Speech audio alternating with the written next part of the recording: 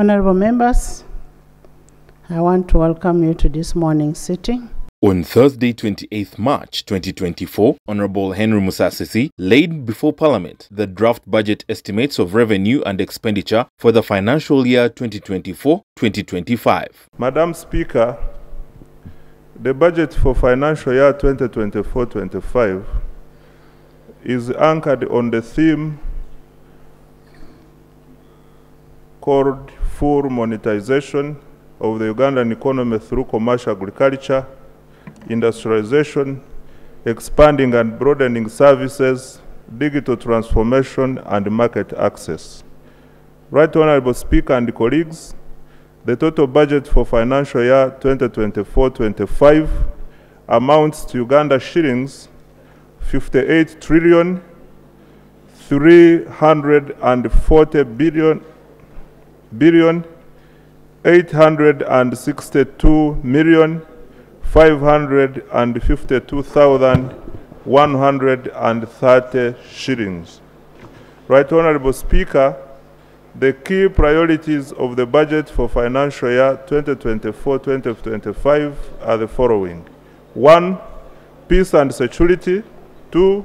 Road maintenance and construction of a few strategic roads, as well as rehabilitation of the meter gauge railway and construction of the standard gauge railway. 3.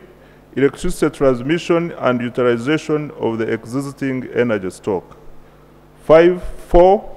Investing in the wealth creation initiatives, including commercial agriculture, value addition through support to UDB, UDC, the parish development model, a Myoga agriculture credits facility, support to tourism, and support to the skilling projects.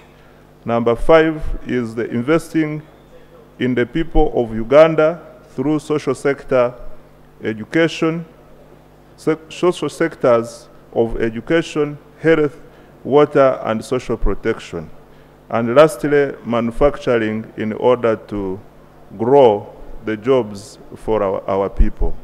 During the sitting, the House received the alternative policy statements for the financial year 2024-2025 in line with Rule 147 of the Rules of Procedure of Parliament. Right Honorable Speaker, I beg to lay the alternative policy statement for public service and local government for the financial year 2024-2025.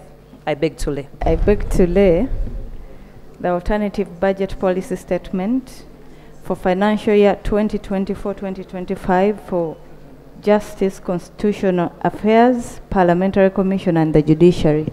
I beg to lay. I beg to lay the alternative policy statement for Presidency, financial year 2024-2025. I beg to lay. I beg to lay the alternative policy statement for Defense and Veteran Affairs, financial year 2024-2025. I beg to lay. I beg to lay the alternative policy statement for the East African Community Affairs sector for 2024-2025 financial year. I beg to lay. I beg to lay alternative policy statement for finance, planning, and economic development, financial year 2024-2025. I beg to lay. On behalf of the Shadow Minister for Internal Affairs, I beg to lay the alternative policy statement for Internal Affairs financial 2024-2025. I beg to lay. Honorable Speaker, I want to appreciate my very able colleagues, the Shadow Cabinet Ministers, for the alternative ministerial policy statements. And also to urge, because as you did mention, Honorable Speaker, some reports are ready, some are signing already. I want to encourage committees to give time to these alternative ministerial policy statements. There is good value herein that will help our country. Thank you.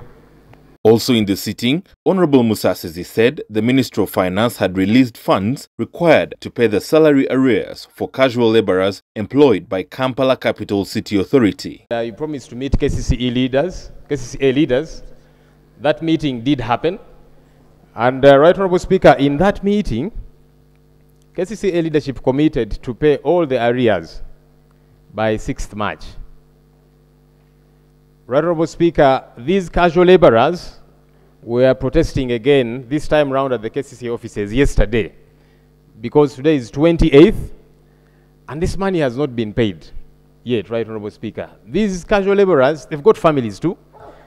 They've got children for whom to pay school fees. I don't know why we are not prioritizing this issue. The money paid to these people is very little money. The other day they walked up to the gate here. I addressed them. We agreed on a way forward. I called the ED. The ED said she had started making payments. Yesterday I had a meeting with the PSST, with the Honorable Musasizi, with the Honorable Kasaija. He said they had released the money, the final money yesterday. I don't know, is that true or? It is true. All the money required has been released to KCCA, and I'm sure KCCA will do the payment plan and pay all the beneficiaries. Much as these people were demonstrating, they were just walking, asking for their money.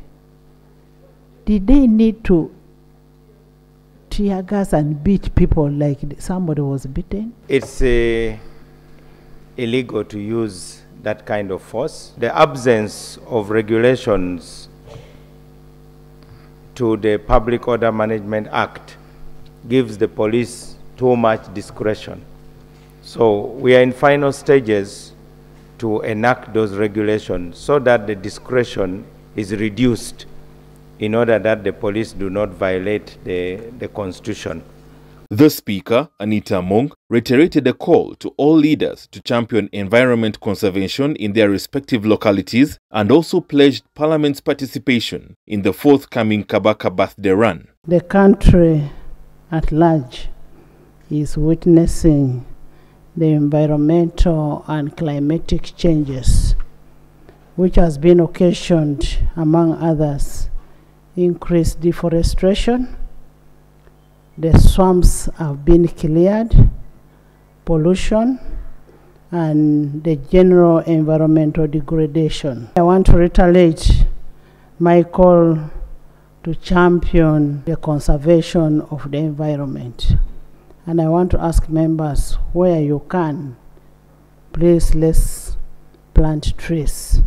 I received a letter from the Katikkiro of Uganda inviting Parliament for the annual Kabaka Birthday Run, which is slated for 7th April 2024.